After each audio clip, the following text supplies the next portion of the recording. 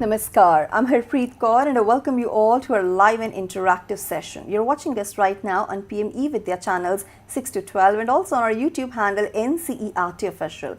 Well, before I actually diverse the details about this online training program that we are conducting, it's time for me to give you some important information regarding Pariksha Pe Charcha.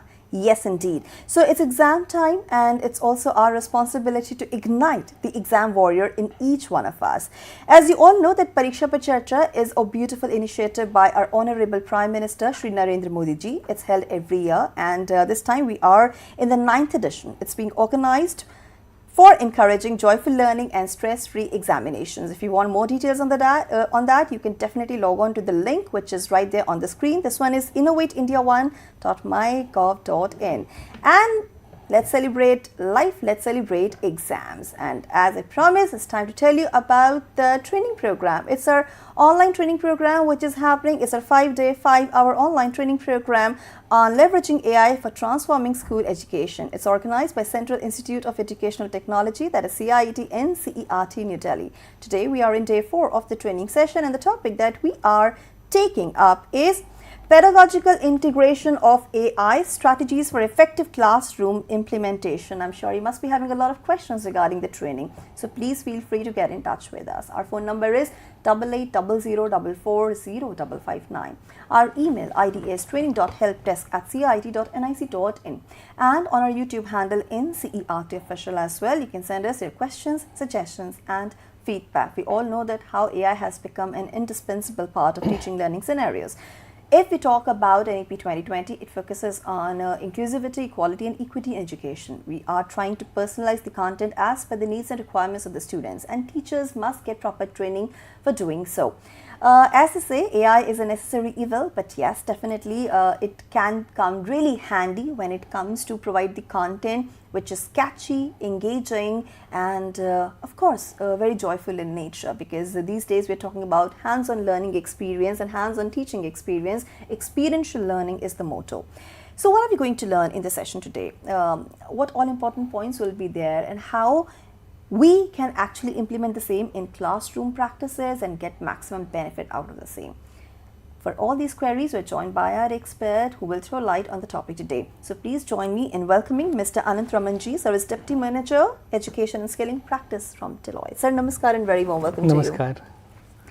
And of course, this is very important topic because we are going to talk about strategies for effective classroom implementation. Yes. When we talk about inclusive classroom, we have students coming from all walks of life. Correct. And we need to customize the content as per their needs, requirements. Absolutely. Also, we need to reach the last mile learner because not everybody is studying in a conventional schooling system. Some are also studying through open schooling, residing in different nooks and corners of the country, and AI is the tool that can help us reach out to them.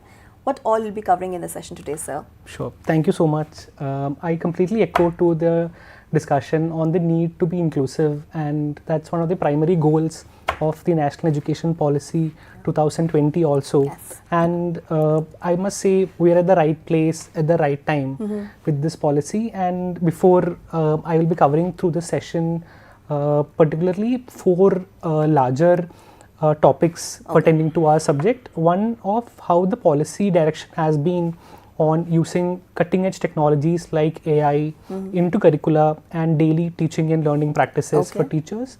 What are the core philosophies that we believe are essential for having a classroom that is inclusive, integrated and beneficial for learners from all walks of life? What are some of the elements teacher can enable in the class to make sure the class is a safe and learning space? In the later half of the session, we would be really going into 4 subjects, particularly math, science, language and social studies, to see how can you integrate AI to promote inquiry-based learning or hands-on learning for the learners. At the fag end of the session, we would be discussing very briefly on some of the ethical guardrails teachers, parents or as school management can, even students themselves can deploy to make sure in the AI wave that they're riding on is safe and carrying everybody through this journey. Absolutely, because everything has its pros and cons, and we're moving from inclusion to integration. So thank you so much for briefing us about the agenda of the session. Now, I request you to kindly go ahead with your presentation uninterrupted. Whatever questions we will be receiving from our audiences, we'll take them up in the end. And on a very reminding note, I just want to say that it's a training program. There is going to be an assessment tomorrow. I will share the guidelines with you tomorrow, and if you want to do the same yourself, please log on to CIET website. And now let's delve deep into the topic. Over to you, sir. Thank you so much. So because the session is primarily addressed to the great teachers of our country, I thought it will be very imperative for me to start with setting a learning objective for this 40-45 minute interaction that we are going to have. So the learning objective I am personally keeping for this session is that the teachers who are attending this session will be able to design and justify a subject specific instructional plan that integrates AI driven inquiry strategies at the end of this 40 hours. So this 40 minutes. So if you're not able to do that, I would humbly request you to revisit the content, reach out to us, ask questions and clarify. But let's make it a point that after this 40 minutes of this workshop, part of this workshop, you are able to integrate AI into your day-to-day classroom practices. With that mentioned, I'll quickly tell you what the policy has advocated for AI. As I told earlier also, we are at the right time at the right place because our policy makers were able to predict the transformational impact AI could have on education, not just school education, starting from foundational all the way to skilling education and higher education. The transformative impact and the diversity that AI could bring onto the table and questioning the status quo was being able to be predicted by our renowned policymakers, if I may say. Few excerpts from the policy. Para 23.8 on the use of technology, para 4.24 and para 4.25 underlines the importance of using disruptive technologies like artificial intelligence, blockchain, machine learning, data science as one of the most critical skills for 21st century, and the need for empowering our learners and teachers for being able to teach and learn these skills so that they can become employable going forward. So the policy very clearly outlines the need for including AI. The policy was also far-fetched in its thought when it said of including AI with caution, ensuring it is not replacing the role of teacher in classrooms or the role of teacher in the life of students. Now, once the policy was released, all of you must be aware that the National Curriculum Framework School Education was also subsequently released after 3 years by NCERT, and we've seen that the baton handed over by the policymakers were rightly taken forward by the curriculum creators at NCERT through various consultative workshops. We've seen how the vision that the policy put forward came actually into practice in the NCF, not just SC. I'm just recalling SC because it covers a larger volume of students, but NCF FS also very clearly lays path for learners to become critical thinkers, computational thinkers, and be able to leverage the wave of AI once again. So the intersection of the policy and the curricula very clearly says the need for technology enabled classroom, the need for including computational thinking skills and both plugged and unplugged approaches, how the policy advocates for multilingual content as you mentioned in the introduction. Let's make sure AI does not further widen the digital divide that our country has. The benefits of AI should reach students and teachers from all walks of life and all, irrespective of their language, they should be able to onboard onto AI, which NCF also highlighted. And personalized learning pathways was also something that the policy and the curriculum framework echoed together to make sure learners are learning at their own pace and learning is not a tedious or a difficult task for them. All this said, the foundation of the effectiveness of the suggestions would only lie if the teachers are capable of delivering this content.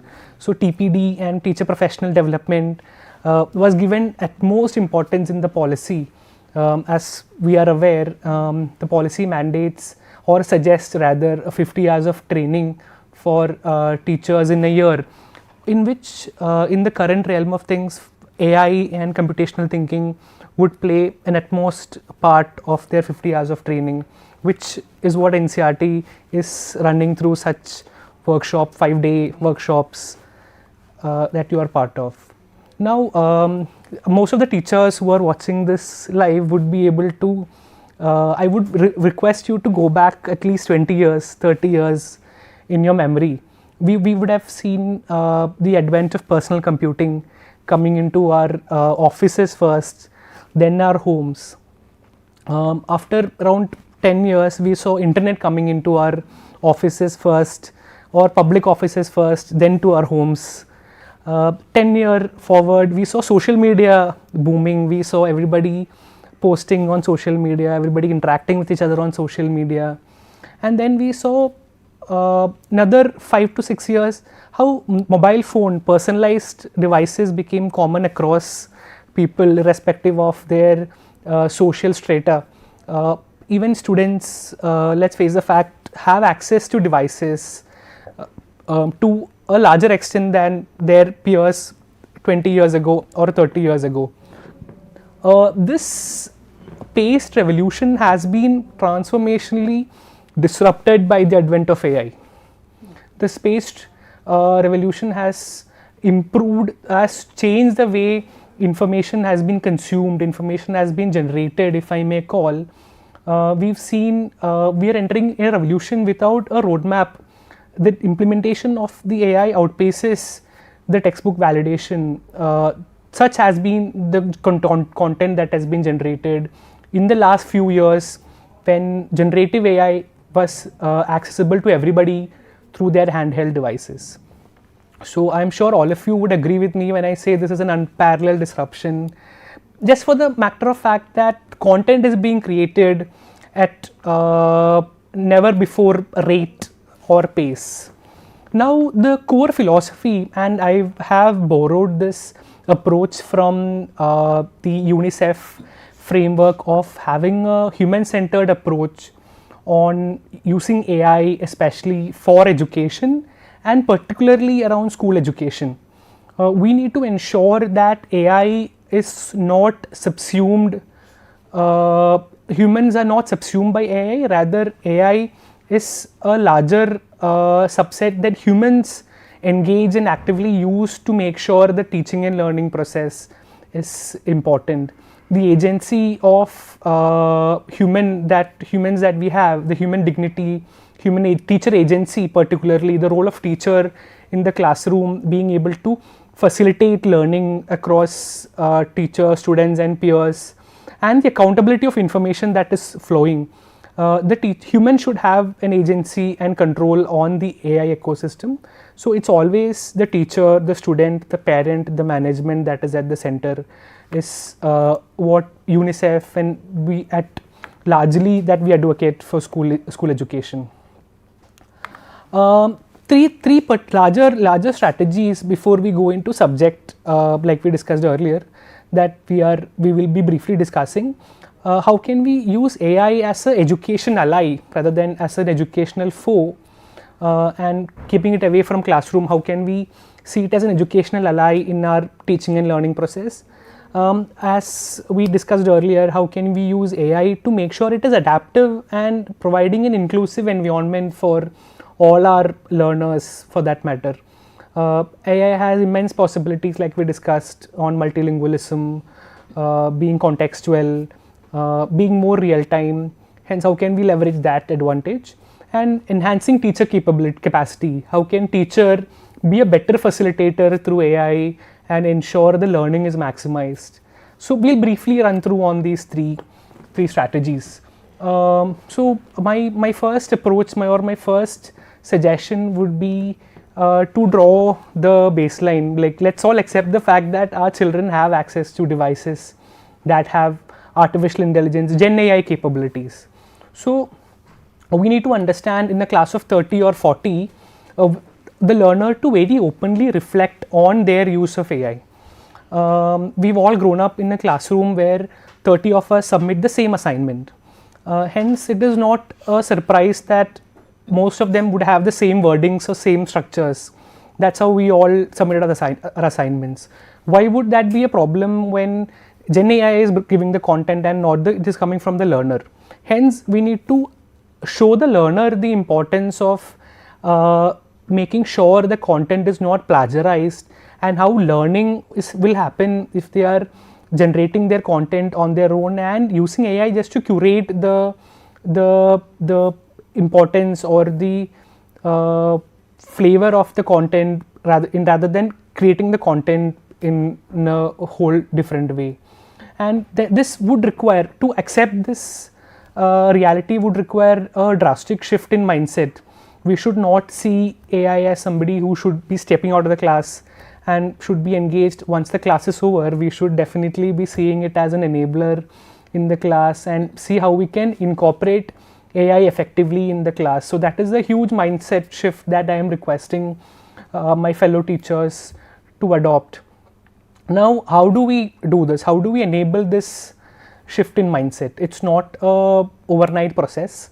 We need to facilitate discussions. We need to facilitate healthy discussions in the classroom on content generated through Gen AI and content otherwise generated by learner. The learning should, the collaborative learning and the project strategies that is including AI should actually be visible to the learner so that they can understand the difference that both these content has.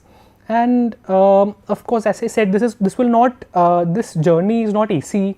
It will not change unless we do a role reversal of how the teacher should remove their teaching hat and put on a student hat and see how the learner should reflect on the problems of using a Gen AI content.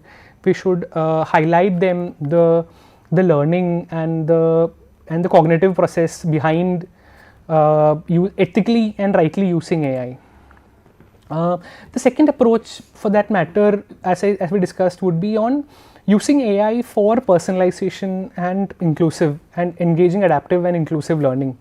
In a class of 40, we have learners of 40 different learning levels, or group of learning levels for that matter. We would have learners who would have pre-existing knowledge for them to easily grasp the content that is being taught.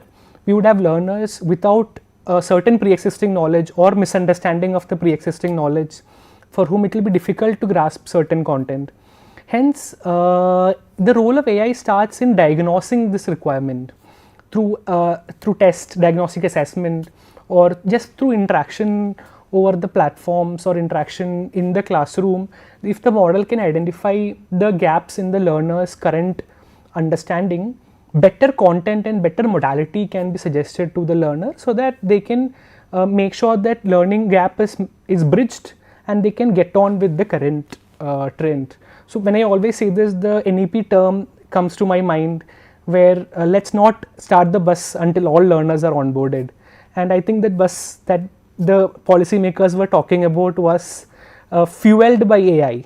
Let's make sure we onboard all our learners through personalization that is powered by AI. And like we rightly discussed a couple of times in this interaction also, let's not only teach to the middle benchers. The front benchers are assumed to be way ahead of their learning curve. We assume the backbenchers to be way behind the learning curve. Let's no longer teach to the middle to satisfy the larger group in the class. Let's make sure through this we can give differentiated lesson plans, and we are catering to the neurodiverse learners in the class. Learners with special needs are also addressed in the class. We have multiple tools that can be engaged that will ensure the inclusivity driven by AI. And this again would require, I completely understand with all of you that the resource distribution across the country is not same. It is not, the infrastructure available in your schools are not the same that to your peers in two different states. We need to shift from a deficit model to a strengthened model to see what are the student strengths, what are my classroom strengths, how much access the learner has to these devices outside the classroom, how can I leverage that exposure and bring it back to my class, so that as a class we are moving forward in engaging with AI. So that is another suggestion to enable adaptive and inclusive learning. Intelligent tutoring system is something that we've always taught, we've discussed a lot across platforms. We don't look at the final result, we want step-by-step breakdown. Almost all the Gen AI platforms allow you to understand the thinking of the model. So if you encourage the learner just to, rather than looking at the result, just to look at the thinking of how the model arrived at the result, that itself would create a lot of curiosity in the learners and understand how the system came to the final answer, what are the steps it followed, and where was the flaw, if there was a flaw at all. Last but the most important of our three pillars on ensuring AI is integrated into pedagogy is the teacher capacity improvement. So I've done some research on how can teacher improve their capacity in enhancing the use of AI in the classroom. Three larger buckets that came to my mind. I would like to know if there are more buckets, you can put it on the comment box also. Doing teaching in the classroom, we will be discussing few strategies later in this session. Moment-to-moment decisions in the classroom, how can I use AI, or I can prepare my lesson plans and my assessments better with AI. How can a lot of teachers are subsumed in a lot of administrative tasks of the school and the district or the block at different administrative levels. So how can I use AI to make sure I ethically use it in the right way to reduce my administrative burden, rather than using this as a tool to generate content. So I would highlight the word here, ethical use. This does not mean use without considering the ethical guardrails. The ethical use for reducing my administrative load so that I can improve my instructional content time. In designing and evaluating, we mostly follow a top-down approach. Government schools follow a top-down approach, private school might follow a bottom-up approach. Most of our tools that we tinker in classrooms are given to us. So I really advocate for teachers also having a say in the use of such tools, especially around AI, because they would be more contextual to your background of your learners and the values in the classroom. So designing an evaluation, the teacher has a very important role to say what tools the school is providing you, what tool the state is providing you to tinker with. Of course, the model will only improve if you combine technical knowledge with pedagogical application. If we just stick it to making lesson plans or only technical content only for few subjects or few topics, it will always be a topic outside the classroom. It will never come into your classroom and be part of your teaching and learning process. So that would require continuous effort of capacity building. So now, before we move to our subject level practices, I'll quickly summarize our three strategies. The traditional education has been somewhat rigid. We were exam oriented structures. It laid heavy emphasis on the results. While we used computer labs, smart classes, ICT, we were passively consuming technology for education, and the education were tool-based literacy. But the future, as we discussed, would be more adaptive, interdisciplinary, active co-creation of knowledge across levels. I'm sure you must have heard about eJadui Pitara, where the learner can create story and complete story along with the users. So there's a co-creation of knowledge that happens in such platforms. And the literacy on using right AI tools, critical and ethical literacy. Just quoting a number from the World Economic Forum, it blindly said 50% of the employees we need in the country, in the world, will need reskilling by 2025. They would need to be adapted through extensive research. They would need to be onboarded to new skills and new practices to be able to be relevant to the job that they're doing. Now we'll jump into the crux of our interaction. What are the pedagogical practices? How can we champion this shift from theory to practice? Just three over the top, easy to implement approaches that I am putting forward to my fellow teachers. And it's a common assumption that AI, to work with AI, to teach AI, to use AI, I would need computers, I would need devices, I would need internet connectivity. So there's a whole unplugged movement that has happened for computational thinking worldwide. So AI thinking is algorithmic thinking. It follows a specific pattern or process. To learn that, you don't always need computers. The unplugged approach of sorting, or even a small activity that comes to my mind is a chair game. We can have learners identify a pattern in the chair game, where the learner is given a challenge to move from one side of the. So if you remember, there was a game on the bridge, and there are three people each on the both sides of the bridge, and the bridge at a time only one person can pass.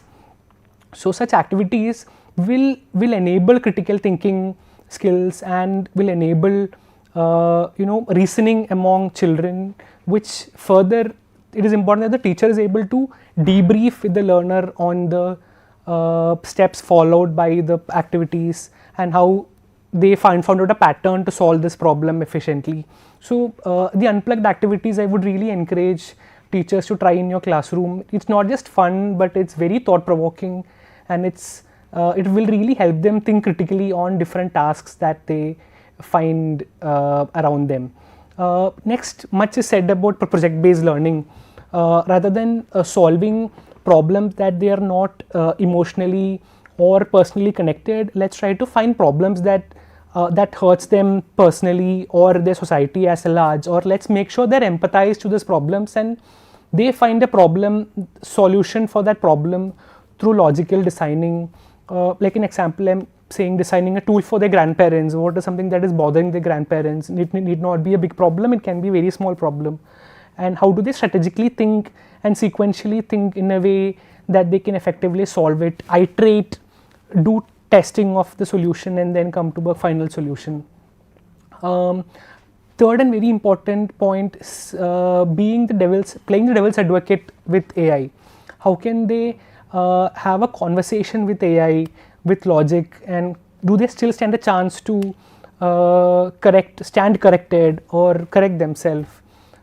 This is some of the practices in which the activities, some of the suggested activities that I am putting forward in the next slides. So this is for mathematics teachers who are listening. Copying to understanding, just a small strategy.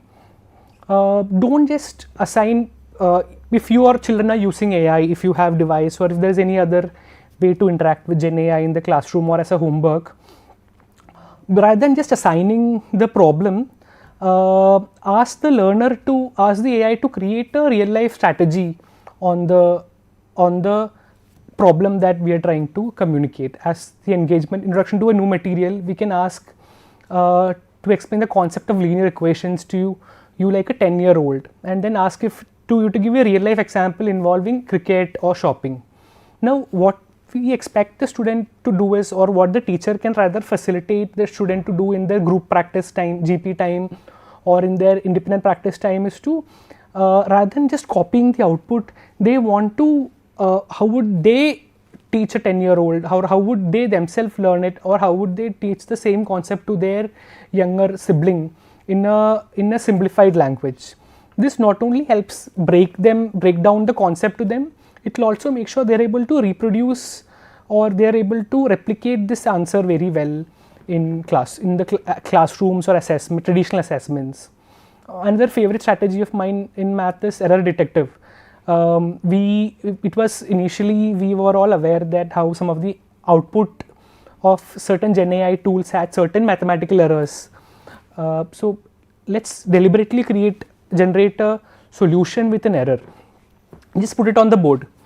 Allow the learner to debug and understand why the model caused this error and in first place where the error is coming from. This will help them actually see Gen AI outputs in a very different way. First, it will give them an acknowledgement that yes, this model could make errors. Second, it will also give them a learning that yes, it had made errors and I now know where it and why it made error, which will eventually help improve their prompt and be more specific in their further engagement. Another, like we discussed earlier, another key strategy for mathematics is rather than blindly creating problems or creating assessments, let's ask the model to say, in my class of 40, 13 are X level, 14 are B level, remaining are in Y level. Can we create an activity for these three groups and allow the learner to interact with these three sets of activities, and each of these activity will have different level of rigor, cognition, and different level of understanding. So let the learner choose their level, let them interact with level 1. If they're comfortable, let them progress to level 2. If they're comfortable, let them progress to level 3. If they are not, vice versa, let them engage and critically think on the level that they are more comfortable in. My fourth suggestion is on visualizing the abstract. Now we've discussed a couple of strategies where the learner visually learn, pictorially learn. A very abstract concept could be in trigonometry. You could just give them a trigonometric shape or a geographic shape and ask them a question like, how would it look if the perimeter is doubled by 4, or if the side of the shape is multifolded. Let the learner first create their own version of their answer, then let's put it on prompt or let's debug and see what the prompt has given. This will make sure the learner interacts in a creative way rather than in a non-creative way. The learner can simply take a photo of their own images and upload and ask if this is the right answer to this question or not, which again would help them, rather than asking if the answer is right or not, they can understand where they have made wrong, where is the understanding of the side or the angle has gone. This is also a great reflection tool for teachers. If they are reflecting through this exit slips or through these activities, they can understand what is the learning gap of the learner so that they can focus those topics in my next class. This is for our science teachers. When teaching a very complex problem like a photosynthesis, for example, once you deliver your content, ask the learner to just visualize what we just taught. Or if you're just talking about evaporation, ask them to visualize how would it look like, what is their idea or what is their understanding of the same. Once it is there, let's ask the model to visualize so that they will also understand what the actual diagram would look like. Of course, the textbook can be the learning aid in such practices. The hypothesis generator is also a very interesting buster game where you very curiously as a learner, I am I'm just asking, there is an object that is not rusted and the same object I have rusted. Now which would have more weight and why? Now they would all have assumptions and then they can simulate the assumptions also. Now then the model, the prompt would be like, explain with physics what would happen if we weight both these materials, why there is a difference. Now student, once they have their own predictions and their own rationals, they can have a debate with the outcomes that the Gen AI has generated and see what is a larger thought, and they can debunk those thoughts. Contextualization, for local contextualization, as we said, we have learners from across different diversity and different background. Any topic in science that by nature of the topics in science is that it should be universally replicatable and applicable. So how do they contextualize this example? If they are learning about friction, if the classroom is largely inclined towards football as a sport or cricket as a sport, or they are largely into chess as a game, what are the applications? Where do they see the applications? What are the logic of friction that they can bring into their classroom?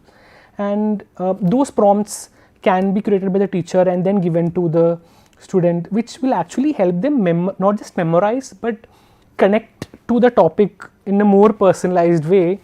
And this is one other favorite game in science. My favorite pick out of this 4 in science is the Mythbusters. As teachers, the prompt can be, I'm teaching about the solar system this week, and just make me 10 sets of responses where 2 are correct, one is a wrong response. One can be a superstition or a myth in classroom. Or the teacher can ask students to give a lot of myths that they have in the classrooms. Now the student should work in groups or individually or at home to identify what is the correct answer, what is a myth in this, which will really increase their curiosity and increase their critical thinking ability as a skill to find what is the right and what is a myth and what is a fact. Couple each for social science and language. So social science, instead of giving them a lecture on how the agriculture in the Mughal era is, ask your Gen AI chatbot to act like a farmer, to do a role play of a wheat farmer in the Mughal era in that particular time, and ask your student to wear the hat of a journalist and interview with the particular chatbot to see what they are saying, what they are not saying. A note of caution, or rather like a request to all the fellow teachers out there. A lot of models allow you to limit your sources to the textbooks that you upload. So rather than putting these prompts out in the dark, I request you to upload the textbooks in PDFs that are available at the NCERT websites and other sources that you use, reliable sources that you trust, to curate and to work with these models. This will make sure the response is also well within your control, rather than having a out of the blue response that you then have to debunk and spend time in classroom. So make sure the sources are rightly tailored. I wanted to say this before, but since social science is more contextual, I thought I should add this here. Again, similar example for geography also. We can connect 2 geographies and see the climate induced or geographical condition induced difference in their lifestyle. And this is more relevant to it will be more connecting and relevant if you connect to the classroom and a same scenario in another part of the globe or the country. Then the learner can easily connect one part because they are living that one part. For language, so language is I think one of the subjects with immense possibility of Gen AI. Very, very, very simple activities like just picking a word from the learner's artifact and just asking the prompt to create it for 3 different use cases and how it would look like. This will be like a good experience and good exposure for the learner to think in 3 different ways. So something that we do in Jadui Pitara, the chatbot also, unfinished stories, ask the chatbot to create a story and not finish it, stop it at a very critical point, and then ask the learner to complete it and ask the learner to finish the story interestingly. So this is some of the activities that I would suggest. I'm sure there are more activities, there are multiple other activities around. So quickly summarizing, I've just picked my favorite activities in the second column. So you can, I've just shared 4, 4 and 2, 2 each in the order of subjects. So we've seen that we've exposed the learner to critical thinking, visualization of abstract concepts, empathy and historical context, vocabulary and register, and given them a wide range of options to engage with and learn for different learners. So I hope that would really help create that environment of using AI for having learning benefits. Now, before I conclude, I would quickly want to highlight once again, I'm sure all the fellow presenters in the workshop would also have highlighted on the need for ethical integration, bias, safeguarding on bias, privacy and safety on using AI in classroom. I think as teachers it's important that we educate the learners continuously on continuing to maintain their safety conduct using AI. Make sure, so proportionality is a very, very critical ethics guardrail that is coming across. Now, if you simply ask the model, why don't I build one more airport in Delhi and solve the problem of the crowd at Indira Gandhi Airport, the model would definitely support the statement and even tell you where to build it. Now, what the model might not factor in is the environmental concern or the livelihood concern that such a proposal has. So, always make sure any recommendation or any suggestion that the model put forward might not be proportional, might not be unbiased with its model. So, let's be aware and let's be aware of such biasness that the model has. With this, I would like to conclude my uninterrupted time, and thank you so much for listening. And thank you so much, sir, for this amazing presentation of yours where you talked about pedagogical integration of AI, strategies for effective classroom implementation. And as it's time for Q&A, of course you mentioned all the unique points that AI has and what it is offering as far as learning across different disciplines is concerned, reaching out to the last mile learner is concerned, and how it is coming really handy for teachers. They have a lot of other activities to do in a school.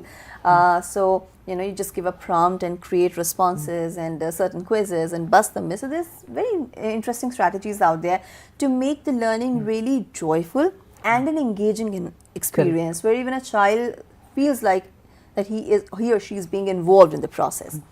So yes, in the discussion we figured out that AI revolution is quite distinct from internet and mobile revolutions. So I would ask you that why do you think this specific shift requires such a different approach in our classrooms?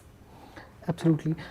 Just because of the fact that, thank you for the question, just because of the fact that AI enables creation of content at an unprecedented rate.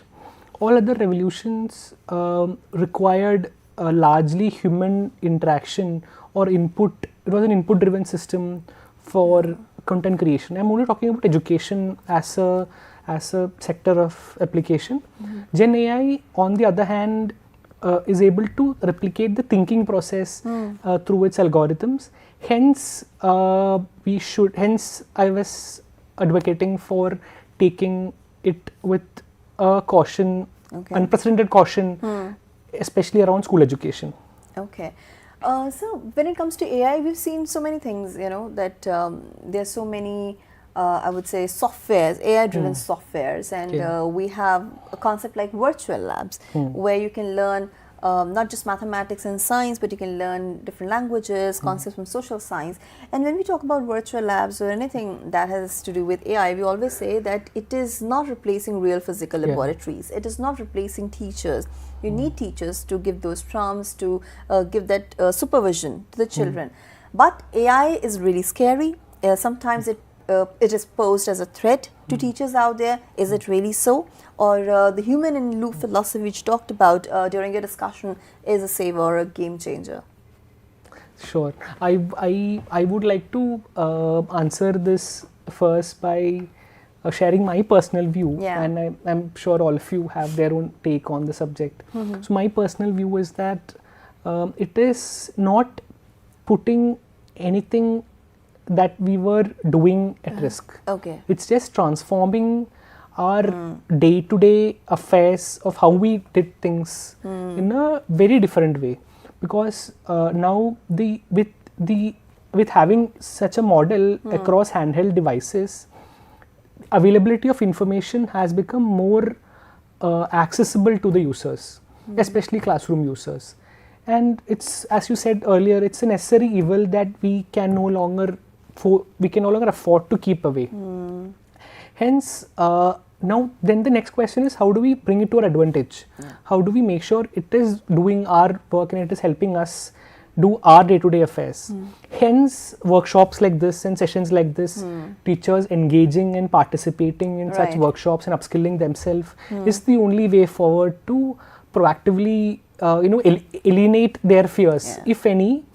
I'm sure teachers who've been following these series of workshops would now feel, I'm hoping they would now feel AI more as an ally than a foe to be kept away. Well, hopefully yes, because NEP 2020 also talks about experiential learning. It also talks about addressing these or fostering these 21st century skills, where you talk about analytical thinking, critical thinking, problem solving skills.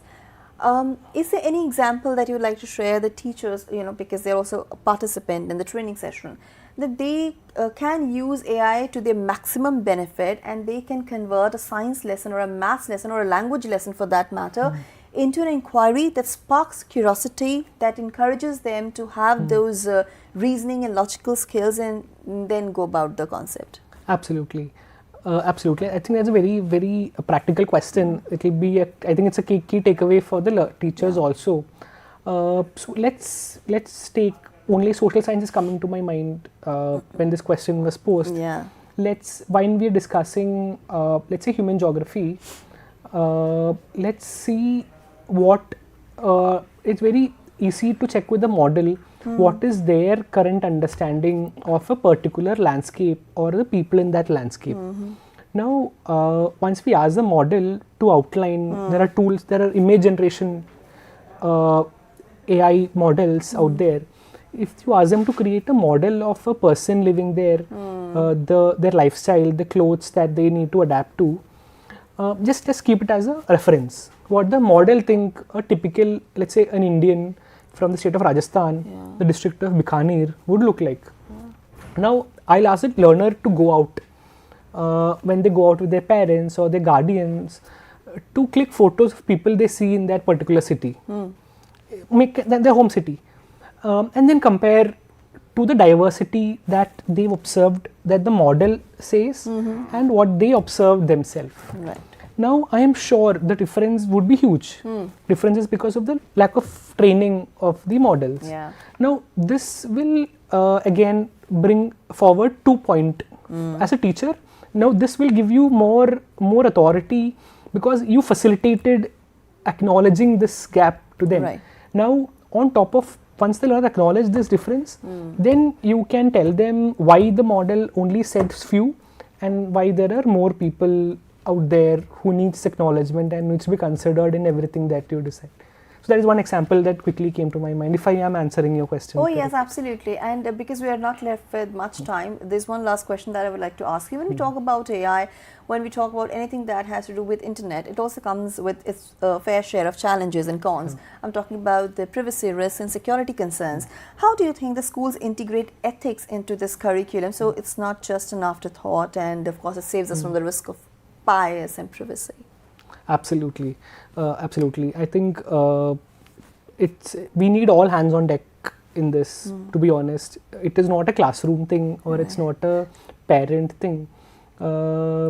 We should have AI policy at least at school level that is coherent to the block, the district, the state, and the national level, rather than limiting limiting the usage of AI. The policy should enable the right use of AI, and this policy, as I said earlier, should not be made without consultation of its stakeholders. Representative consultation, and should be taken with all stakeholders, including students, students of diversity, students of different background, to be taken into consideration. Students having access to device, not having access to device. Once we have this policy, or once we have this understanding of the users in place, then in a classroom we can talk about the ethics of using this AI for teaching and learning, because then we are acknowledging that the AI response might be biased, the AI response might not be proportional, the AI bias might have errors, because we acknowledged as a unit that such safeguards are in place. So ethics again would only stem from a consensual understanding of using this tool for teaching and learning process. Absolutely, we have to include the community, the stakeholders and students into the practice. So thank you so much. Because we have time constraint, I have to wrap up the session over here, but thank you so much for your presentation and for answering those questions so patiently. Viewers, that was our day 4 session under the umbrella theme of our online training, which is leveraging AI for transforming school education. Today we talked about pedagogical integration of AI strategies for effective classroom implementation. Tomorrow we will come up with the final topic for this online training program, and then there is going to be an assessment. Now, before I finally wrap up, let me tell you once again about this wonderful initiative called परीक्षा पे चर्चा.